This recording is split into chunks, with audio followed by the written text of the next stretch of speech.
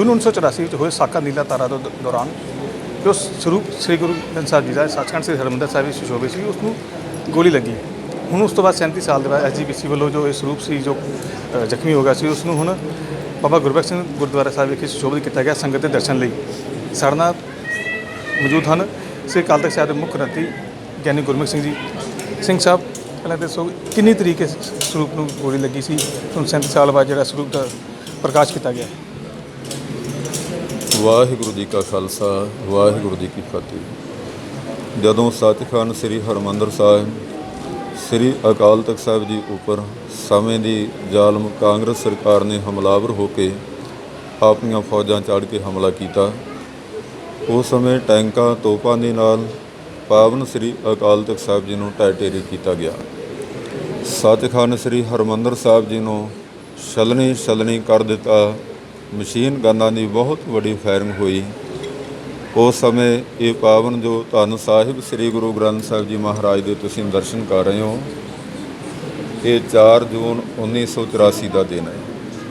4 ਜੂਨ ਵਾਲੇ ਦਿਨ ਦੱਖਣ ਦੀ ਬਾਹੀ ਜਿਸ ਪਾਸੇ ਬੀਬੀਆਂ ਦੀ ਸੰਗਤ ਬੈਠ ਕੇ ਸੱਚਖੰਡ ਸ੍ਰੀ ਹਰਿਮੰਦਰ ਸਾਹਿਬ ਜੀ ਦੇ ਅੰਦਰ ਕੀਰਤਨ ਸਰਵਣ ਕਰਦੀ ਹੈ, ਇਸ ਬਾਹੀ ਤੋਂ ਦਰਵਾਜ਼ਾ ਪਾੜ ਕੇ ਆਹ ਗੋਲੀ ਜੋ ਆਪ ਜੀ ਦੇਖ ਰਹੇ ਹੋ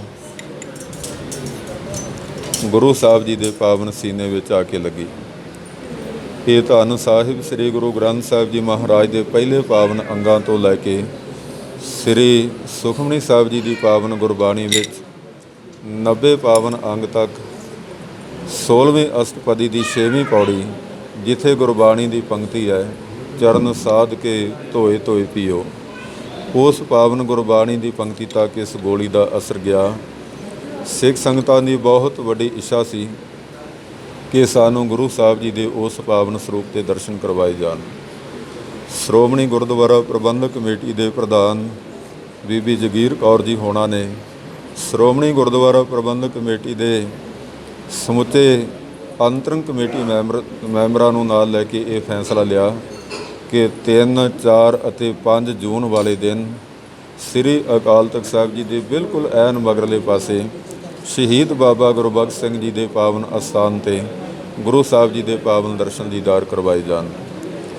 ਗਲੋਬਲ ਪੰਜਾਬ TV ਦੇ ਇਸ ਚੈਨਲ ਦੇ ਮਾਧਿਅਮ ਦੇ ਰਾਹੀਂ ਦੁਨੀਆ ਭਰ ਵਿੱਚ ਰਹਿੰਦੀਆਂ ਸਿੱਖ ਸੰਗਤਾਂ ਇਸ ਵਕਤ ਦਰਸ਼ਨ ਦੀਦਾਰ ਕਰ ਰਹੀਆਂ ਨੇ। ਬਹੁਤ ਵੱਡੀ ਗਿਣਤੀ ਵਿੱਚ ਇਸ ਪਾਵਨ ਅਸਥਾਨ 'ਤੇ ਸੰਗਤ ਵੀ ਕੁਝ ਇਸ ਤਰ੍ਹਾਂ ਵੈਰਾਗਮਈ ਅਵਸਥਾ ਵਿੱਚ ਆ ਰਹੀ ਹੈ ਕਿ 10 ਹੀ ਪਾਤਸ਼ਾਹੀਆਂ ਦੇ ਦਰਸ਼ਨ ਕਰਨ ਵਾਸਤੇ ਜ਼ਖਮੀ ਹਾਲਤ ਵਿੱਚ, ਮੰਨ ਲਓ ਕਿ ਗੁਰੂ ਪਿਤਾ ਦਾ ਪਤਾ ਲੈਣ ਵਾਸਤੇ ਸੰਗਤ ਆ ਰਹੀ ਹੈ। ਇੱਦਾਂ ਦੀ ਮਾਨਸਿਕਤਾ ਸਿੱਖ ਸੰਗਤਾਂ ਦੀ ਬਣੀ ਹੋਈ ਹੈ। ਸਤਿਗੁਰੂ ਆਪ ਸਰਬੱਤ ਸੰਗਤਾਂ ਦੇ ਸਿਰ 'ਤੇ ਮਿਹਰ ਭਰਿਆ ਹੱਥ ਰੱਖਣ।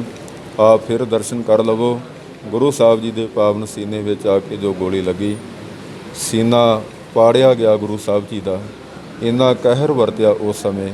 ਆਪ ਦਰਸ਼ਨ ਕਰੋ। ਵਾਹਿਗੁਰੂ ਜੀ ਕਾ ਖਾਲਸਾ, ਵਾਹਿਗੁਰੂ ਜੀ ਕੀ ਫਤਿਹ। ਸਿੰਘ ਸਾਹਿਬ, ਲੱਗਦਾ ਨਹੀਂ ਕਿ 37 ਸਾਲ ਲੇਟ ਹੋ ਗਏ ਕਿ ਅਸੀਂ ਸੰਗਤ ਨੂੰ ਦਰਸ਼ਨ ਕਰਵਾਉਣ ਵਾਸਤੇ? ਜਦੋਂ ਸਿੱਖ ਸੰਗਤਾਂ ਦੀ ਬਹੁਤ ਵੱਡੀ ਮੰਗ ਆਉਂਦੀ ਹੈ, ਉਸ ਸਮੇਂ ਹੀ ਇਸ ਤਰ੍ਹਾਂ ਦੇ ਫੈਸਲੇ ਲਏ ਜਾਂਦੇ ਨੇ।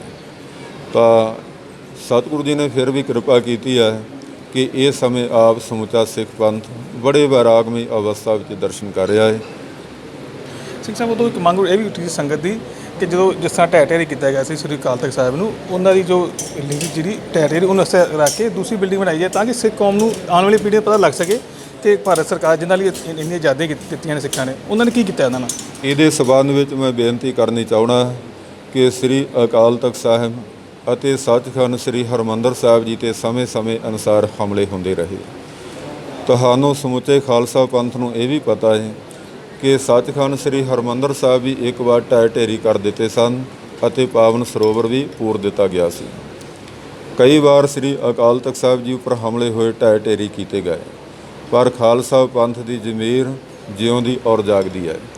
ਇਹ ਆਪਣੇ ਗੁਰੂ ਪਿਤਾ ਦੇ ਇਹਨਾਂ ਰੂਹਾਨੀਅਤ ਅਸਥਾਨਾਂ ਨੂੰ ਖੰਡਰਾਤ ਦੇ ਰੂਪ ਵਿੱਚ ਕਦੀ ਵਾਸਤੇ ਪੰਥ ਨਹੀਂ ਦੇਖਣਾ ਚਾਹੁੰਦਾ, ਜਿਸ ਕਰਕੇ ਇਹਨਾਂ ਪਾਵਨ ਅਸਥਾਨਾਂ ਦੀ ਸੇਵਾ ਸੰਭਾਲ ਉਸੇ ਤਰ੍ਹਾਂ ਹੀ ਫਿਰ ਕਰ ਦਿੱਤੀ ਜਾਂਦੀ ਰਹੀ। ਨਾਲ ਦੀ ਨਾਲ ਬੇਨਤੀ ਕਰਾਂ ਕਿ ਸੱਚਖੰਡ ਸ੍ਰੀ ਹਰਿਮੰਦਰ ਸਾਹਿਬ ਅਤੇ ਸ੍ਰੀ ਅਕਾਲ ਤਖ਼ਤ ਸਾਹਿਬ ਕੋਈ ਬਿਲਡਿੰਗ ਨਹੀਂ ਜੋ ਢਹਿ ਜਾਏ ਅਤੇ ਦੁਬਾਰਾ ਨਾ ਤਿਆਰ ਕੀਤੀ ਜਾਏ। ਹਰਿਮੰਦਰ ਸਾਹਿਬ ਸੱਚਖੰਡ ਹੈ, ਅਕਾਲ ਤਖ਼ਤ ਅਕਾਲ ਪੁਰਖ ਦਾ ਤਖ਼ਤ ਹੈ। ਖੰਡਰਾਤ ਦੇ ਰੂਪ ਵਿੱਚ ਪੰਥ ਕਦੀ ਵਾਸਤੇ ਇਹਨਾਂ ਪਾਵਨ ਅਸਥਾਨਾਂ ਨੂੰ ਆਪਣੀਆਂ ਨਜ਼ਰਾਂ ਨਾਲ ਦੇਖ ਨਹੀਂ ਸਕਦਾ। ਕੋਈ ਬਿਲਡਿੰਗ ਹੋਏ ਤਾਂ ਰੱਖੀ ਜਾ ਸਕਦੀ ਹੈ। ਉਹ ਮੈਂ ਤੁਹਾਨੂੰ ਗਲੋਬਲ ਪੰਜਾਬ ਟੀਵੀ ਦੇ ਰਾਹੀਂ ਇਹ ਚੈਨਲ ਦੇ ਇਸ ਮਾਧਿਅਮ ਰਾਹੀਂ ਦਰਸ਼ਨ ਕਰਾਉਣ ਵਾਸਤੇ ਮੈਂ ਕਹਾਂਗਾ ਕਿ ਬਾਹਰ ਜੋ ਦਰਸ਼ਨ ਡਿਓੜੀ ਖਜ਼ਾਨਾ ਡਿਓੜੀ, ਉਹ ਦੇਖੋ ਇੱਕ ਬਿਲਡਿੰਗ ਦਾ ਰੂਪ ਹੈ, ਉਹਨੂੰ ਰੱਖਿਆ ਗਿਆ ਹੈ, ਉਹਨੂੰ ਸੰਭਾਲਿਆ ਗਿਆ ਹੈ। ਗੋਲੀਆਂ ਦੇ ਨਿਸ਼ਾਨ, ਬੰਬਾਰੀ ਦੇ ਨਿਸ਼ਾਨ ਉਹਦੇ ਉੱਪਰ ਜਿਉਂ ਦੇ ਤਿਉਂ ਦਿਖ ਰਹੇ ਨੇ। ਉਹ ਵੀ ਤੁਸੀਂ ਬਾਹਰ ਜਾ ਕੇ ਸੰਗਤ ਨੂੰ ਆਪਣੇ ਇਸ ਚੈਨਲ ਦੇ ਰਾਹੀਂ ਦਿਖਾ ਸਕਦੇ ਹੋ। ਤੇ ਸਿੰਘ ਸਾਹਿਬ ਕੀ 3, 4, 5 ਤਰੀਕ ਨੂੰ ਦਰਸ਼ਨ ਕਰਾਏ ਜਾਣਗੇ ਕਿ ਉਸ ਤੋਂ ਬਾਅਦ ਵੀ ਕਰਾਏ ਜਾਣਗੇ ਕਿ ਨਹੀਂ? ਜਦੋਂ ਵੀ ਸੰਗਤ ਦੀ ਮੰਗ ਹੋਏਗੀ ਉਦੋਂ ਕਿਰਾਇਆ ਜ਼ਰੂਰ ਕਰਾਂਗੇ। ਇੱਕ ਮੈਂ ਭੁਲੇਖਾ ਦੂਰ ਕਰਨਾ ਚਾਹੁੰਦਾ ਸਮੁੱਚੇ ਉਹਨਾਂ ਗੁਰਸਿੱਖਾਂ ਦਾ ਜਿਨ੍ਹਾਂ ਦੇ ਮਨ ਦਾ ਖਿਆਲ ਹੈ ਕਿ ਸ਼ਾਇਦ ਦਰਸ਼ਨ ਪਹਿਲੀ ਵਾਰ ਕਰਾਏ ਨੇ। ਐਸੀ ਗੱਲ ਨਹੀਂ ਹੈ। 11 ਸਾਲ ਤੋਂ ਖੁਦ ਮੈਂ ਸ੍ਰੀ ਅਕਾਲ ਤਖਤ ਸਾਹਿਬ ਜੀ ਦੀ ਸੇਵਾ ਦੇ ਵਿੱਚ ਹੈ। ਦੁਨੀਆ ਭਰ ਵਿੱਚ ਰਹਿੰਦੇ ਗੁਰਸਿੱਖਾਂ ਨੇ ਇਸ ਪਾਵਨ ਅਸਥਾਨ 'ਤੇ ਆ ਕੇ ਦਰਸ਼ਨ ਕੀਤੇ ਨੇ। ਜਦੋਂ ਵੀ ਸੰਗਤ ਦੀ ਇੱਛਾ ਹੋਵੇ, ਅਸੀਂ ਕਦੀ ਕਿਸੇ ਨੂੰ ਵਾਪਸ ਨਹੀਂ ਮੋੜਿਆ, ਨਾ ਮੋੜਾਂਗੇ। ਜਦੋਂ ਵੀ ਦਰਸ਼ਨ ਕਰਨ ਦੀ ਇੱਛਾ ਹੋਵੇ, ਸੰਗਤ ਉਸ ਸਮੇਂ ਵੀ ਆ ਸਕਦੀ, ਅਸੀਂ ਦਰਸ਼ਨ ਜ਼ਰੂਰ ਕਰਾਵਾਂਗੇ। ਇਹ ਸਨ ਗਿਆਨੀ ਗੁਰਮੁਖ ਸਿੰਘ ਜੀ, ਜਿਨ੍ਹਾਂ ਦਾ ਕਹਿਣਾ ਹੈ ਕਿ ਚਾਹੇ 3 ਜਾਂ 4, 5 ਤਰੀਕ ਨੂੰ ਜੋ ਦਰਸ਼ਨ SGPC ਵੱਲੋਂ ਕਰਾਏ ਜਾ ਰਹੇ ਹਨ, ਲੇਕਿਨ ਉਸ ਤੋਂ ਬਾਅਦ ਵੀ ਜੇ ਕਿਸੇ ਨੇ ਦਰਸ਼ਨ ਕਰਨੇ ਹੋਣ ਤਾਂ ਸ੍ਰੀ ਅਕਾਲ ਤਖਤ ਸਾਹਿਬ ਪਰ ਆ ਕੇ ਇਸ ਗੁਰੂ ਗ੍ਰੰਥ ਸਾਹਿਬ ਦੇ ਦਰਸ਼ਨ ਕਰ ਸਕਦਾ ਹੈ। ਕੈਮਰਾਮੈਨ ਸਾਹਿਲ ਨਾਲ ਸੁਖਚੈਨ ਸਿੰਘ, ਅੰਮ੍ਰਿਤਸਰ। T5 ਚੈਨਲ ਪੰਜਾਬੀ ਹੁਣੇ ਸਬਸਕ੍ਰਾਈਬ ਕਰੋ, ਬੈਲ ਆਈਕਨ ਤੇ ਕਲਿੱਕ ਕਰੋ।